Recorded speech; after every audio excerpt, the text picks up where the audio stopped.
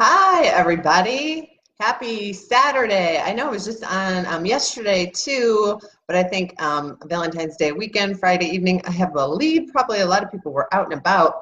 But I had some more exciting things I wanted to share with you guys, so I thought I'd hop on again today. And I wanted to talk about the mind-body connection. If you hop on, say hello, and of course, if you have questions that come up, either while you're watching or if you're catching the replay, please feel free to pop them in the comments and I'd be happy to address those.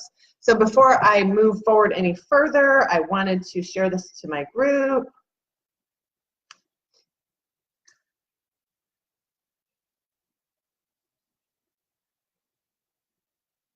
Okay. So yes, this is really exciting, the mind-body connection. And I want to share with you guys that studies now have actually confirmed that they have found a neural pathway between the brain and the adrenal glands. And the adrenal glands, one of the things they're responsible for is the secretion of your stress hormones. So there is an actual physical connection between your brain and your body. It's not just this woo-woo idea out there, right? So it's really exciting, some of the implications of that. So I wanted to talk about that a bit today.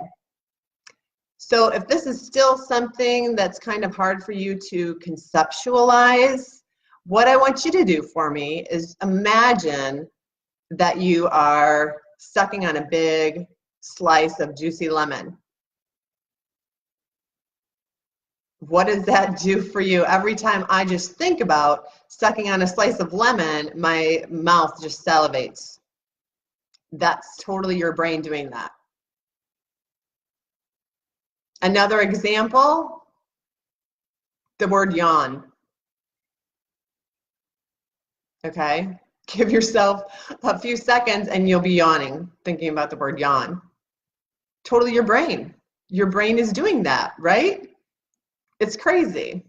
So anyways, in seeing that this is an actual thing, your mind is connected to your body's connected to your mind, they both affect each other, they're not independent of each other. If your mental health will affect your physical health, and your physical health will affect your mental health. It's actually got a lot of exciting implications, but in thinking about that and how that relates to anxiety, you know, when you get stuck on a thought that is anxiety inducing, your body thinks it's actually happening. I mean, your brain is then telling your body this event is happening. So even if you're not in the actual situation, your body is responding as if you were. So these stress hormones are flooding your body as if you were actually in that situation that you know, have in previous times perceived as dangerous. This constant flood of these stress hormones into our body really strengthens that neural pathway. It really strengthens anxiety symptoms. But the great news is we can unstrengthen it. We can strengthen a new pathway, right? So also on the flip side of that, since the mind is connected to the body and it can have that effect, the opposite is also true. So the body can have an effect on the mind. That's why all these mindfulness exercises, meditation, deep breathing techniques, that's why they actually can have such an impact on your health and your anxiety levels, is because they will tell your brain that all is well, that you are not in danger, that everything is okay. So it works both ways, right? Now, this can really lead us to think about the fact that our stories have such an impact on our anxiety, okay? So think of something that, or a situation or a thing or whatever it might be that typically makes you anxious. One of mine in prior times would be going to see a movie in the theater. I would just feel like, I was stuck in there, and I would get anxious, right? So whatever story I was telling myself about that, because I'd had bad experiences in the theater before, I'd had anxiety attacks in the theater before, whenever I would try to go to see a movie at the theater, what would happen? I would be anxious even before I got there because of my brain telling the story and my body reacting. So is it the theater that's making me anxious? No, it's not the theater. It's my brain. It's the story my brain is telling. Okay, so that's why if we can start to change our stories, you work with a coach, work with whatever works for you to start to change those stories, you can change your anxiety and your symptoms then that you get along with your anxiety. So it's great news, really, because it gives you the power. It's very empowering to know that you're not stuck this way forever. It can be changed.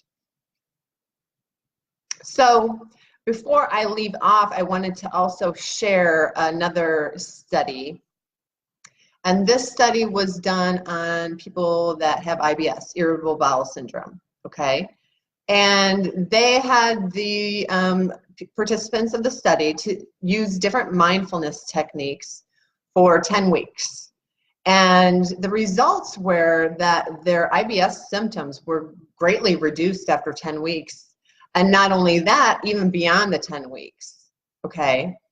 Number one. Number two, and this is really interesting, not only were their symptoms reduced, but the expression of the genes that contribute to the inflammation that caused the IBS symptoms was turned off or were turned down. Okay? So genetics are not destiny. So if we have a genetic predisposition possibly to anxiety, that doesn't mean that's the way it has to be. Just because your mom and your sister and your grandma and who knows how far back it goes have anxiety does not mean, even if you have a genetic predisposition to anxiety, that you have to battle anxiety your whole life. There are ways to change the structures in your brain to turn down those genes, the expression of those genes. So it's all really exciting. It's all really great news for us, actually. So I was just loving what I was learning about this, and I wanted to share it with you all so you can get excited with me. So if you have any, again, if you have any questions or comments, I'd love to hear from you guys. And I hope you all enjoy. You see my fish? I love my fish. I hope you all enjoy the rest of your weekend. I'll talk to you all later. Bye-bye.